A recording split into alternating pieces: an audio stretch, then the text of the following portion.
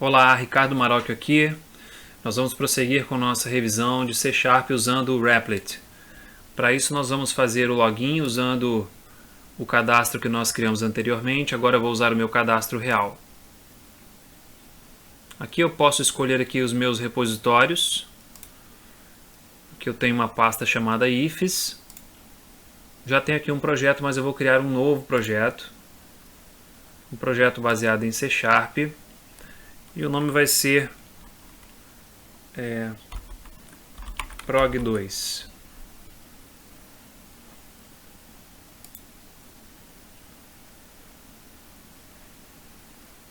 Ele já cria para mim um novo ambiente, né? prog2, com o arquivo main.cs, com uma classe main.cs e um método que executa por padrão. Se eu mandar rodar aqui, ele aparece aqui no console o resultado da execução, já criou aqui um arquivo executável para mim. Eu posso configurar aqui algumas coisas da ferramenta, vou configurar aqui 4 espaços, e já está aqui do jeito que eu acho que é mais adequado para nós. E a gente vai iniciar agora com a revisão dos assuntos que nós já estudamos presencialmente. Nós vamos começar vendo o comando básico para mostrar dados, que é o console.writeLine. Então aqui eu posso mostrar valores do tipo string, do tipo double, que é um valor numérico, do tipo int, enfim. Posso mostrar dados diversos através do comando console.writeLine. Então se eu colocar esse comando aqui várias vezes e mandar rodar, ele vai executar várias vezes. Vou acertar aqui a indentação. E agora nós vamos trabalhar com alguns tipos de dados. Int n1 recebe 5, ponto e vírgula. Então nessa linha de comando eu criei uma variável chamada n1 do tipo inteira recebendo o valor 5. Double n2 recebe 3.4. Então na linha 6 eu criei uma variável chamada n2 do tipo double, que recebe o valor 3.4. Tipo double, ele é um tipo de ponto flutuante, de precisão dupla, ou seja, ele admite casas decimais e uma quantidade bastante grande de casas decimais. Outro tipo muito comum é o tipo string. S1 recebe, coloque o teu nome aí. E também temos o tipo char, que aí você tem que passar o valor entre aspas simples. Vou colocar um caractere qualquer aqui, vou colocar um arroba. E agora eu posso mandar exibir.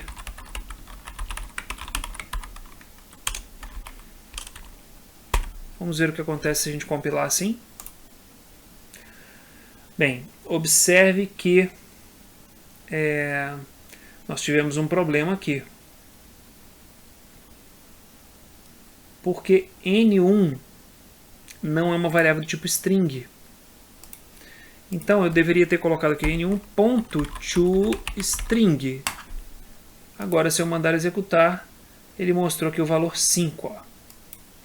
E ele apresentou aqui alguns avisos dizendo que eu declarei variáveis e joguei valores para elas, mas eu não utilizei essas variáveis. Então ele me apresentou aqui 3 avisos. Tirando aqui o toString, ele também consegue rodar. Então ele automaticamente faz a conversão para toString. O mesmo vale para os outros dados, para os outros tipos de dados. N2 está aqui, 3.4. S1, que já é string, está aqui. E C1. E eu ainda posso fazer o seguinte, N1, N2. Vamos ver o que vai mostrar. Agora sim, ele deu um erro, mas eu posso criar uma formatação. Então eu vou criar aqui uma formatação. Coloco um símbolo de cifrão na frente. Entre colchetes o N1, vírgula. Entre colchetes, não, perdão, entre chaves. N2, S1, C1. Vamos ver agora o resultado. Tá aí, 5, 3,4, Ricardo Maroca, arroba. Então, esse formatador cifrão, ele permite que você coloque chaves e aqui passe variáveis. Então, o que está entre chaves vai ser avaliado de acordo com as variáveis que eu declarei. O que não está entre chaves vai ser impresso da forma como foi colocado. Por isso que as vírgulas saíram aqui. Então, se eu colocar aqui um símbolo de mais, por exemplo, vai sair ali o símbolo de mais. Diminuiu a fonte aqui. Pronto. O símbolo de mais. A mesma coisa aqui. Rodando. Tá aí. E parou de exibir os warnings, porque agora eu estou usando todas as variáveis que eu realmente declarei, né? Então esses são os tipos de dados básicos. Eu posso fazer operações matemáticas com esses tipos de dados numéricos. Por exemplo, eu posso fazer aqui uma variável N3 receber N1 mais N2. Porém, N3 vai ter que ser de que tipo? Do tipo double, porque uma variável inteira não consegue receber uma soma que envolva valor double. Então, double N3 recebe N1 mais N2. Console.writeLine N3. Executando. Tá aí, 8.4. Aí eu poderia colocar aqui, ó, um cifrão. A soma é N3 ponto e fechou. Tá aí. Uma maneira muito simples de mostrar saídas formatadas. Vamos ver se funciona aqui a formatação de valores decimais. Funciona. Aqui eu posso colocar quantas casas decimais através do F4 aqui.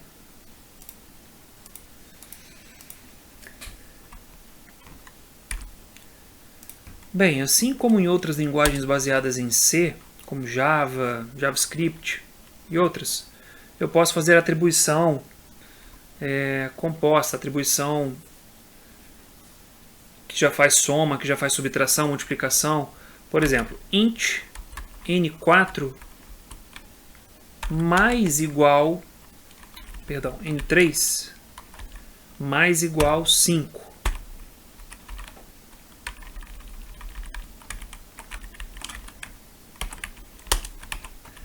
A nova soma é... Ops, vamos ver qual é o problema aqui. Eu não preciso redeclarar a variável. Pronto, a nova soma é 13.4. Aí está. N3 está recebendo o valor que ela já tinha, que é 8.4, que foi calculado aqui em cima. N3. Mais 5. Então, uma atribuição já com uma operação matemática inclusa.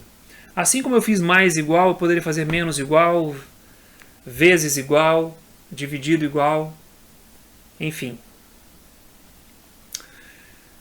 Além das operações básicas, declarações de variáveis, uma coisa comum em linguagem de programação são as estruturas condicionais. E para que a gente use estruturas condicionais é interessante nós conhecermos o tipo booleano. Então, o tipo booleano, que é a variável bool, vou botar aqui,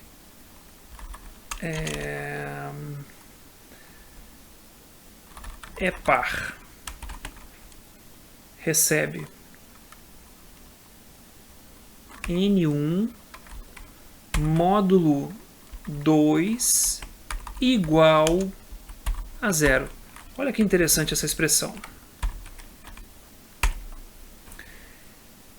N1 módulo 2 me dá o resto da divisão por 2. Se esse resto de divisão por 2 for igual a 0, o resultado é true, ou verdadeiro. E é o que será atribuído para a variável é par. Caso isso aqui não seja 0, o resultado vai ser false. Então eu posso fazer aqui o teste. Ó. If é par igual a true,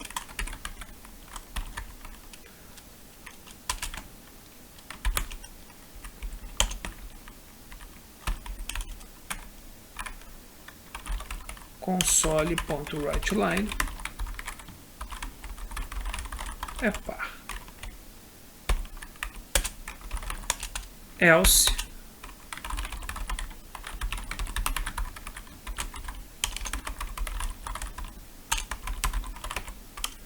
o número é ímpar.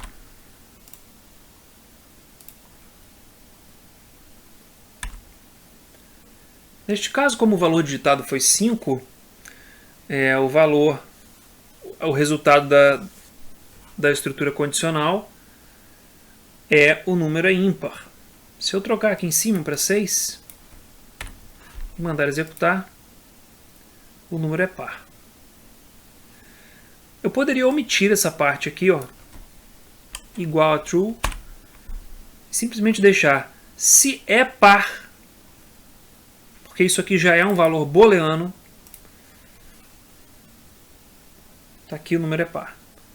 Eu poderia inverter aqui, ó, se não é par, o símbolo de exclamação significa negação de um valor booleano. Então aqui, se não é par, console.writeLine, o número é ímpar. E aqui é par. Assim como em outras linguagens, estruturas condicionais não necessariamente requerem a presença do else. Tá? Então eu posso ter uma estrutura condicional que tem somente o primeiro bloco, que é o se. Além das estruturas condicionais, eu tenho também estruturas de seleção múltipla, que é o switch. Switch N1.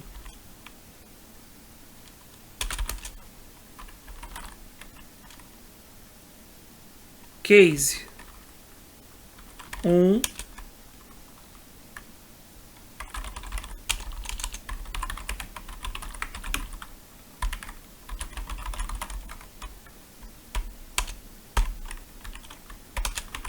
Break. Ok. Então, caso o valor de N1 seja 1, vai entrar aqui. Vou fazer só para 4 valores. 2, 3, 4. E aqui, default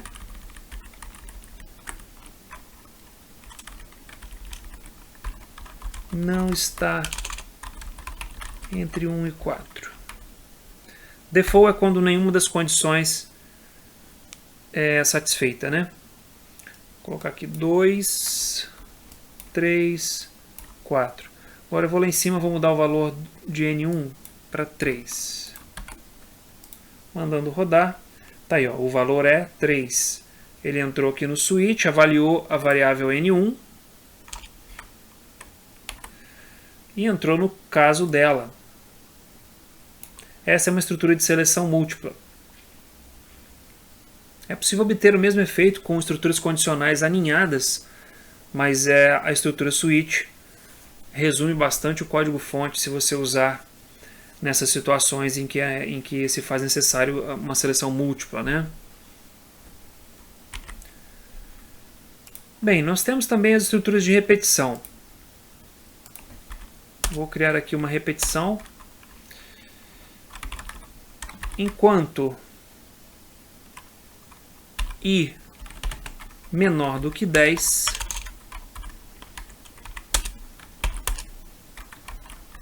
console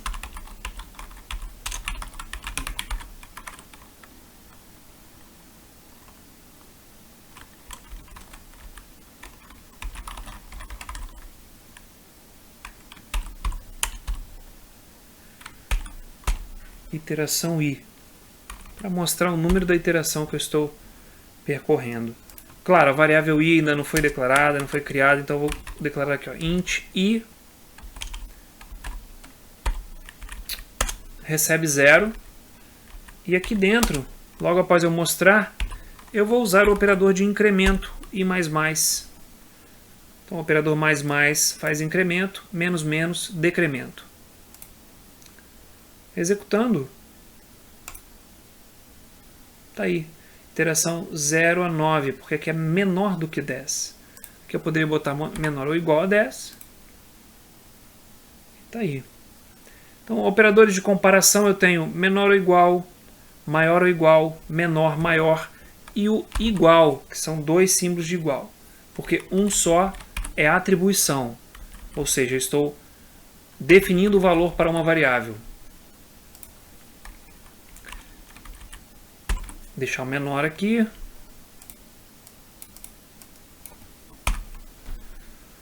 Vamos rodar. Tá aí, de 0 a 9 foi impresso. Agora suponha que aconteceu alguma coisa aqui dentro dessa estrutura de repetição e eu queira parar se determinada condição acontecer. Então suponha que minha condição aqui seja se i igual a 5, eu quero parar, eu quero sair dessa estrutura. Break. O break faz ele sair da estrutura. Então, console.writeLine, repetição, finalizada. Executando, executou tudo aquilo lá do começo e fez as iterações. 1, 2, 3, 4. Quando o i foi igual a 5, ele saiu da estrutura, por isso que não imprimiu nem o 5, nem o 6, nem o 7. Lembrando que quando ele está na iteração 5, ele imprime o valor 4, porque o incremento estava antes da condição e depois da impressão. Se eu mudar isso aqui para cima, ele vai imprimir também o valor 5. Tá aí. Porque o incremento ocorre depois da condição.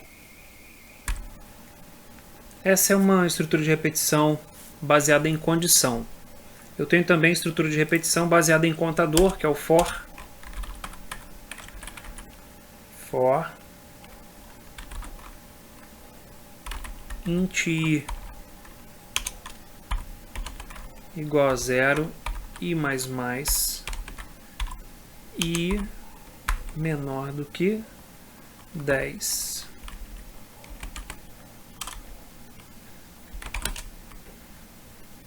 Basicamente eu vou ter o mesmo resultado da estrutura de repetição acima.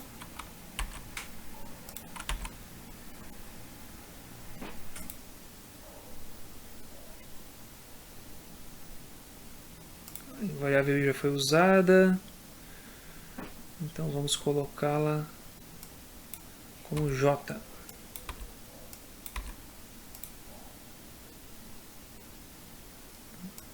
J e J. Opa, tá faltando mais alguma coisa aqui. Acho que eu inverti aqui.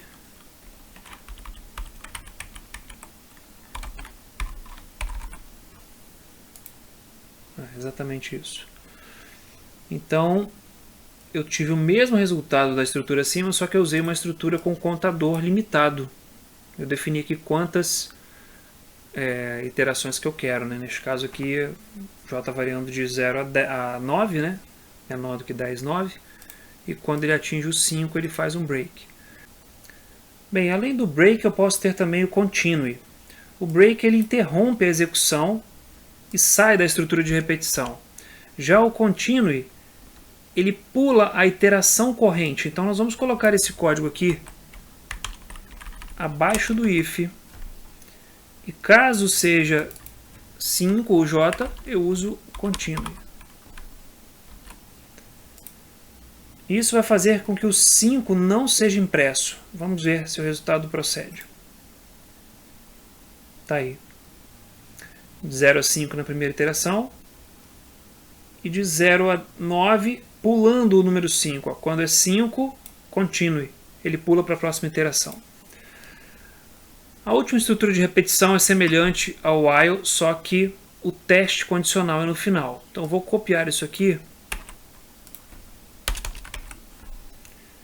Vou fazer o seguinte.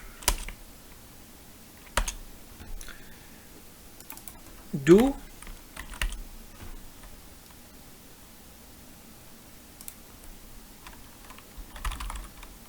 while e maior do que 0. Só que aqui, em vez de ser i++, vai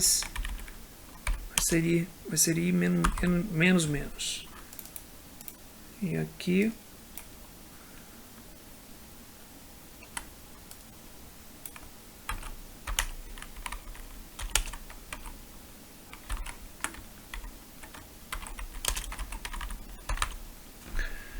pronto. Então aqui, ó, o i vai estar valendo 10, vai entrar aqui como 10. Então vai fazer 10, console write line interação 10. Quando for 5 ele vai pular, vai decrementando. Quanto ele for maior que 0 ele faz isso. Vamos ver como é que isso vai rodar. Opa. Faltando aqui acho que um ponto e vírgula. Exato. Então tá aí. Do quanto i maior do que 0. Peraí, ele não executou esse código.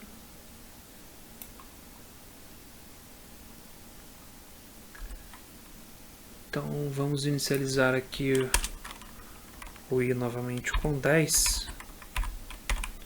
Para garantir de que ele vai entrar com o valor 10. Para garantir que ele vai entrar aqui, né, com o valor 10 inicial e vai decrementando. Executando, agora sim. Tem aqui a primeira repetição finalizada. Depois eu tenho uma de 0 a 9, que é essa segunda. Deixa eu colocar aqui, ó. Repetição finalizada novamente. Repetição finalizada. E agora vem 10, 9, 8, 7, 6. Quando ele encontra o i igual a 5, ele dá um break. Aí ele sai da estrutura de repetição. Se eu colocar continue, ele vai pular.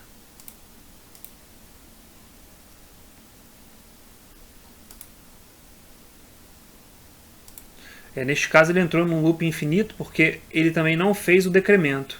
Aí eu tenho que mandar parar. Tenho que fazer o decremento antes.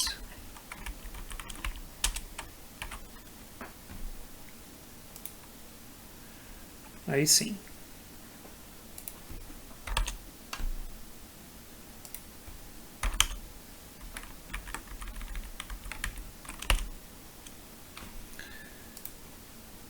Ok. Agora o comportamento esperado foi obtido. Então entra 10, decrementa para 9, verifica se é igual a 5. Então ele vai fazendo 9, 8, 7, 6. Em vez do 5 aqui ele pula, né? A iteração 4, 3, 2, 1, 0. São os 3 tipos de estrutura de repetição, com teste condicional no início, no fim e aqui com quantidade pré-definida. Agora eu vou apagar isso tudo aqui para a gente iniciar um código novo.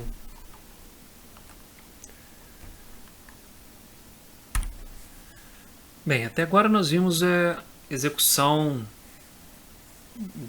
de códigos que exibem dados na tela, mas nós não aprendemos ainda a ler dados da tela. Então a gente vai fazer isso usando console.readline. Tem uma variável aqui string R1 de resposta 1, recebe console.readline, manda executar, fica guardando a digitação de um valor aqui e finaliza o programa. Mas não é só isso que eu quero, né?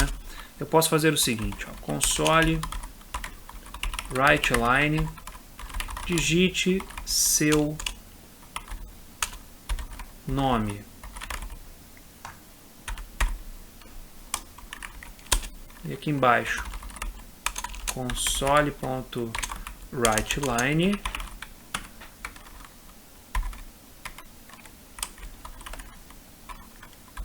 o seu nome é R1. Ponto. Ponto e vírgula no final. Digite seu nome. Seu nome é Ricardo. Agora observe que eu digitei abaixo de onde foi pedido. Porque aqui eu usei console.writeLine. Ele quebra a linha. Se eu usar somente console.write, eu posso digitar na frente. Ó.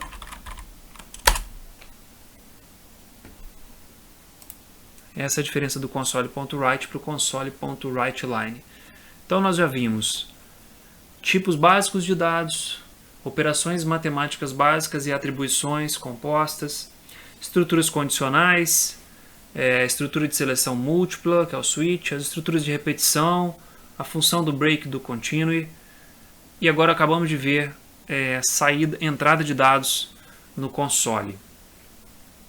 Vamos prosseguir agora vendo métodos, que são as funções e procedimentos. Vou criar aqui um novo método. Posso criar em qualquer lugar aqui dentro dessa classe main class, public static void mostrar dados.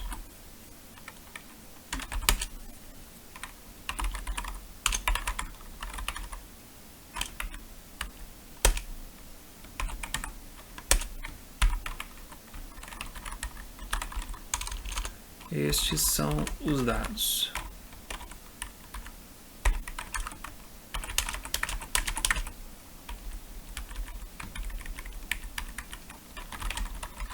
Rua Estrela do Norte 10.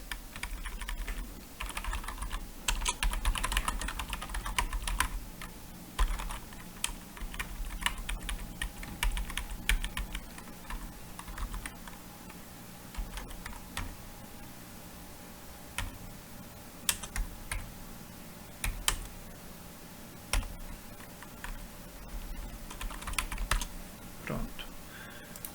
Agora eu posso chamar o método aqui, ó, mostrar dados. Executando, digite seu nome. Tá aí, digitei meu nome e ele mandou mostrar dados. Estes são os dados. Poderia fazer aqui um outro método que tivesse algum retorno.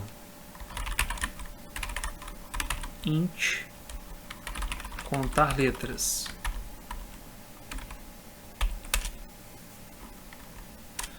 E aqui ele vai receber um parâmetro palavra. E vai retornar palavra ponto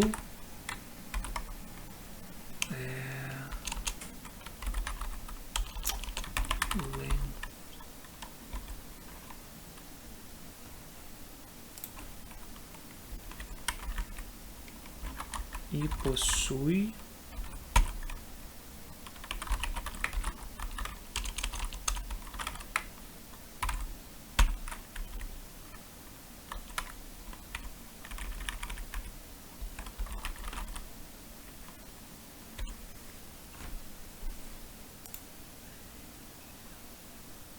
opa, deu um errinho aqui. Claro que deu erro, né? Aqui é static void. Vamos ver agora. Mais um errinho da madrugada aí. Então aqui não é void, aqui é int. Vamos ver se vai agora. Digite seu nome. Ricardo. Tá aí, o seu nome é Ricardo e possui 7 letras. A propriedade length de uma variável string retorna quantas letras, ou melhor, quantos caracteres, né?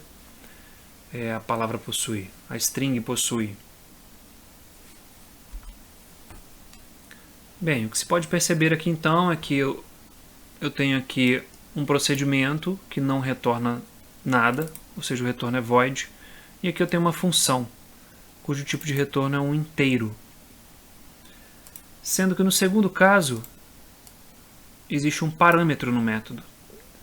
Eu posso atribuir valores padrões ou valores default para um parâmetro. Por exemplo, palavra igual a seu nome. Se a pessoa não informar o valor do parâmetro, se o usuário do método não informar o valor do parâmetro, ele automaticamente receberá o valor seu nome. Então, por exemplo, aqui, ó, se eu não informar o R1, deixei vazio. Vamos ver. Tá aí, ó, seu nome é Ricardo e possui 8 letras. E está errado porque possui 7. Só que ele pegou seu nome que realmente possui 8. Não são letras, né? Caracteres. Que aqui inclui o caractere de espaço. Então são 3, 4 com mais 4, 8. Eu posso ter procedimentos e funções com vários parâmetros ou sem nenhum parâmetro, com diferentes tipos de parâmetros, string, int, double. Quando eu passo valores default para parâmetros, os parâmetros com valores default devem vir por último. Então, se eu tenho um método com 4 parâmetros e um deles tem um valor default, este deve vir por último. Primeiramente vem os 3 que não possuem valor default e por fim viria este com valor default. Bem, essa é a parte introdutória de C#, fazendo uma analogia aí com outras linguagens baseadas em C, fica fácil de compreender o que foi feito, as variáveis, os tipos de dados das variáveis, as estruturas que nós vimos, a forma de declaração de métodos, enfim. É muito parecido com outras linguagens baseadas em C. Agora nós vamos ver o conceito básico de classe e objeto. Então eu vou apagar aqui estes métodos.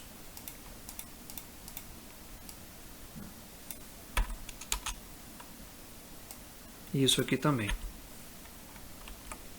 E vou criar aqui um novo arquivo chamado pessoa.cs. Class pessoa. String nome. Tornar público aqui.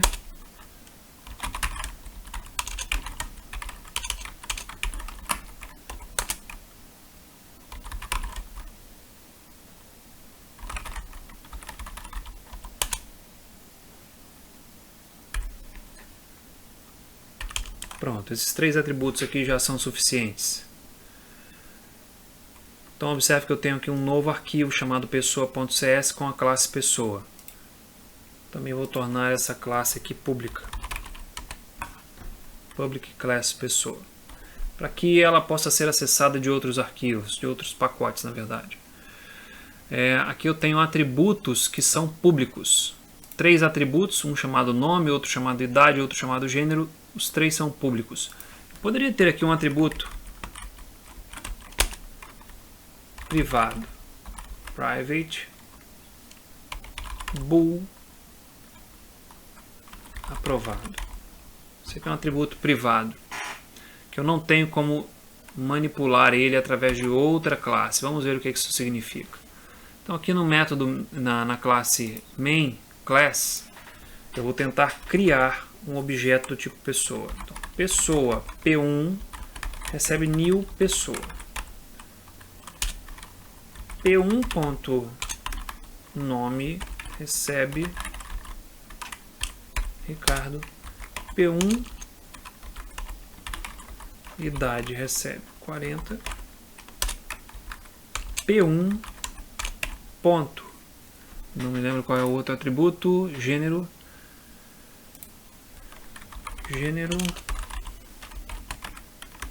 masculino. E vou tentar agora que P1 ponto aprovado recebe false. Vamos ver se isso passa. Olha só. Pessoa.aprovado é inacessível devido ao seu nível de proteção. justamente pelo fato de eu ter declarado este atributo como privado, ocorreu esse problema. E foi proposital. Eu posso aqui agora então comentar essa linha e observar que o código roda normalmente. Eu posso ter aqui dentro da pessoa, da classe pessoa, um método público para mostrar os dados dela.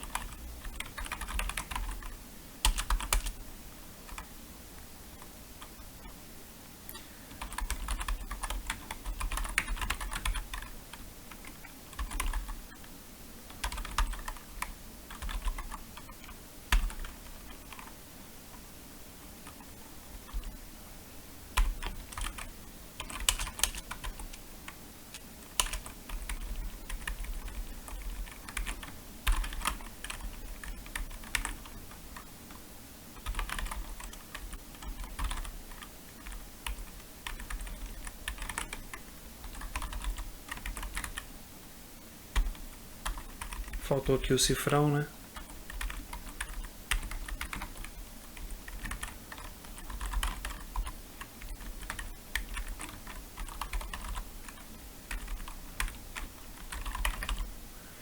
Bem, então, estes valores aqui, ó, que estão entre as chaves, são na verdade os atributos da classe. E aqui são os textos que aparecerão.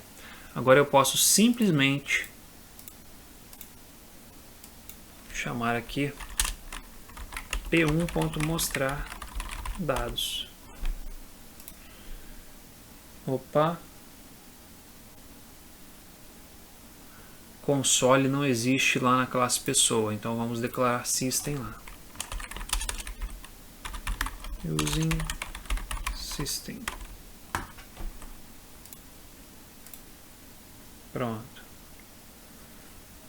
O campo pessoa.aprovado nunca é atribuído e também não é, e sempre terá o seu valor padrão como falso. Ok. Então ele mostrou aqui meu nome, idade, gênero e aprovado. Eu posso fazer ainda melhor aqui, ó. Gênero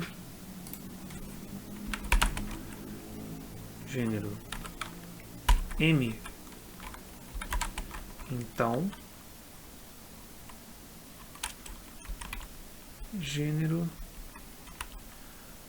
igual a M masculino, se não feminino. Olha que interessante essa estrutura condicional compacta. Ó, se gênero for masculino, se gênero for igual a M, então o retorno vai ser masculino, se não feminino. Vamos rodar novamente. Tá aí. Agora, sempre que eu quiser mostrar os dados de uma pessoa, basta eu chamar o método mostrar dados do objeto dessa pessoa. Então vamos entender agora qual é a diferença de uma classe e um objeto. Aqui eu tenho uma classe chamada pessoa e aqui eu criei um objeto chamado P1 da classe pessoa.